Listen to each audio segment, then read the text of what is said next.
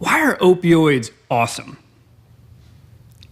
Well, for the patient point of view, opioids are pretty awesome because you get a rapid cessation of pain. You get rapid relief from suffering. And you can get relief even from anxiety and depression upon a single dose of this medication. It sounds a bit like a miracle drug, and for many people, it is if you have a bone sticking out of your leg or you have just gotten out of a massive surgery. This medication can be really helpful. And in fact, this is one of the reasons it was the mainstay of treatment for pain for over 100 years.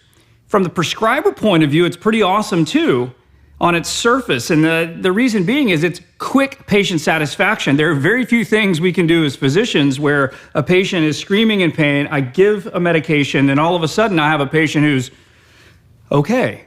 They're calm, they're relaxed. Many times they just go to sleep, which they prefer if they're in horrible pain. This is great in the outpatient setting where a patient comes in and says, I have suffering and I have pain and I need help, and you have 15 minutes to see a patient. You can write a prescription, you can have a conversation with them, and you can send them home. And they, early in its course, have a pretty good outcome. They feel comfortable. Their function does improve in early treatment with opioids. And from a prescriber perspective, it's great because you now have a satisfied patient who you've, in theory, improved their function as well as decreased their pain. What could go wrong with this, right? Well, how do opioids achieve this miracle? Well, they do it through the body's natural processes and augmenting that. And they do it, if somebody is in pain, by binding to the mu-opioid receptor, mimicking the body's own opioids called endorphins. When that happens, it decreases the amount of pain that the patient feels.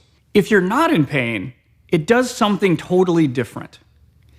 What it does is it goes to two different parts of the brain called the nucleus accumbens and the ventral tegmental area.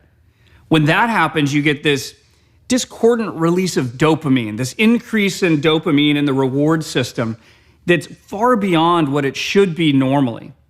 And when that happens, you get this overwhelming feeling of calm and over-rewarding. When that happens, that's not natural, and this is where things get a little tricky. If people were experiencing anxiety or a high level of stress, all of a sudden, they feel elated. That starts to have a patient want to feel that way appropriately. We would all like to feel elated. But the first few times it may work, it stops working over time, and that dopamine goes down and down and down. And we've talked about this on other lectures in this website, and really, we all know that this is unnatural. For someone to have anxiety and suffering and then immediately feel elated, that's not an okay pathway. This effect by itself actually increases the rewarding effect over and over again. And that reinforcing effect makes people need to take more to get that same feeling. And as they take more, their body becomes more and more dependent on the drug. As they become more dependent on the drug, it becomes scarier and scarier to stop taking it. And the body reacts by decreasing the response so that the dopamine level doesn't really create elation anymore. It just barely creates a feeling of normalcy, barely. And this is really what underlays the whole fundamental aspect of addiction. So why do opioids suck? We talked about why they were awesome. Now, why are they bad? Well, they have an addiction liability, which means that if you give it to someone consistently, there's a portion of the population that will become addicted to the opioid. Now, this has been all over the place, and it's ranged from 1% in a letter to the editor of the New England Journal of Medicine, all the way up to greater than 50% and some cohort studies that have been done.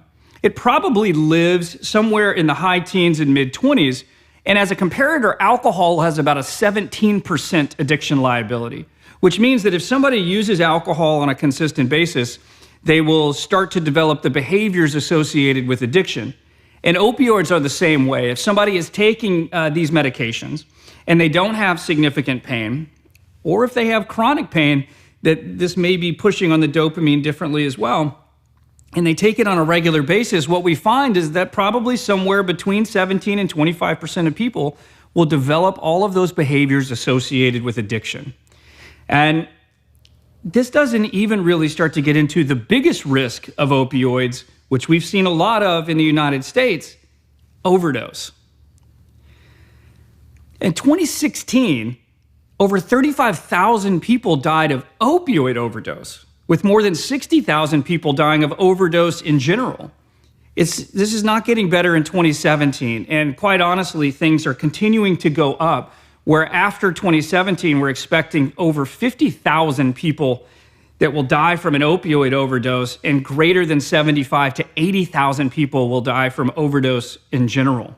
I mean, this is a little crazy, especially since the vast majority of overdoses happen from prescription opioids, not heroin. However, now we're doing all the hard work of the CDC guidelines and the VA/DoD guidelines, and by doing so, we're locking down the prescriptions of opioids. But maybe not in a way that's really going to decrease the chances of trouble for patients. Because if you just stop opioids and you don't give a patient an option for treatment, or you do it slowly so that they don't feel overt withdrawal, then people are going to be lured to things like heroin. So I know most of you, when I use that term lured, you're thinking, well, what does he mean by lured? This is something that's a choice, right? You can just decide if you want to go use heroin. It's not that easy. And please don't oversimplify it to that level, because it actually neurobiologically is a wrong assessment. And what we find is that the reality of this risk of craving that a patient has when they don't have the drug, the risk of overdose, the fear that goes along with this from a person who is physically dependent and addicted to opioids overrides all of that logical thought. And so when they're presented with a time when they can't pick up their prescription, or the doctor stops writing it, and they are going to go into withdrawal, and they don't know where to go, and they're scared to death, and they go to someone to help get these medications, yet it's $20 a pill, what do? If they can't afford $20 a pill, what they can do is they'll take whatever they can get. And many times when they go to that level, it's heroin. And heroin at first is not something that people have to inject. And so all they have to do with something that's 85% pure is snort it. And they can still get that feeling of normalcy. And in fact, most of them won't even get high from it if they've been addicted to prescription drugs for an extended period of time. It'll just make them feel normal, but it wears off really fast. And so they'll have to use more and more, to the point where snorting it won't do it. And then their only course of action is a $10 bag of heroin that they have to inject just so that they don't go into profound withdrawal. So, as if injecting heroin by itself wasn't risky enough, we've now had the introduction of these other versions of opioids called synthetics. What are synthetics? Well, synthetics are medications like fentanyl, which is really meant for human utilization, but it's a very powerful drug that's 100 times more powerful than morphine. And now we're even seeing things that were built for animal tranquilizers, like elephants. And these are sufentanil and carfentanil. These are primarily made overseas or south of the border and then shipped into the United States. They get mixed into the heroin, and patients unwittingly, or people will take this not knowing that it has a lethal dose of one of these synthetics in it, and overdose. And one of the other problems with this is that these are medications that don't even really respond to naloxone, the medication we use to reverse that overdose. They are thousands of times more powerful than morphine.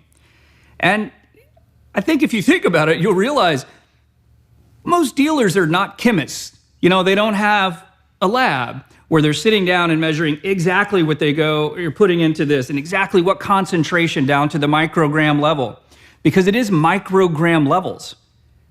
An amount the size of a grain of sand of carfentanil will kill you. And so if they happen to accidentally drop an extra grain of sand in a packet of heroin, that person will die. And we're seeing this along the eastern seaboard, and it's now spreading into middle America.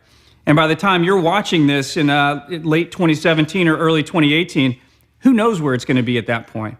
Because we are now behind the eight ball when it comes to these synthetics, because they are easier to ship into the United States, because you can take something the size of a packet of sugar and ship that in, and that will give you 100 to 1,000 hits for someone on the street. As compared to coming in with a brick of heroin, you can now put this little bitty packet in your pocket. So this is why they're doing it. And the people that are suffering from this are those that have the addiction to the opioids. One of the questions I get often is, well, is this person addicted, or are they just having poorly treated pain? Because they're seeking pain relief. So why can't it just be that if we fix the pain, that they don't have addiction, and it just so happens that they use the opioid to treat the pain?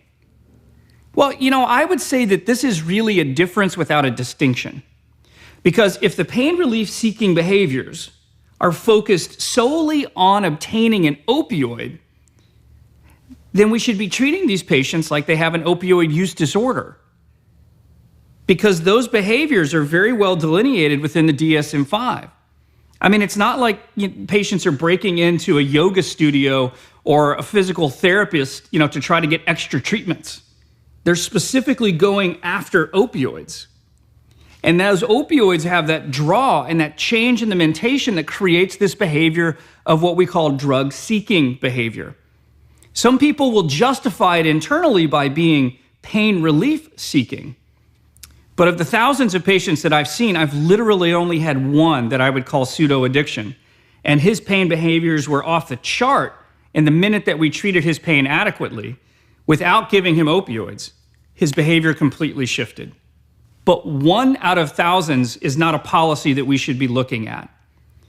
And based on the CDC and the VA/DoD guidelines, we probably shouldn't be using opioids to treat pain in these patients at all, even if they say it helps. And we'll hear that. We'll hear them say, if you just increase the dose, I'll be fine. If you just a little higher. And they will almost get into a state of begging because the draw and the craving and the fear of not having these drugs in the system overrides that logical thought process in the frontal lobe.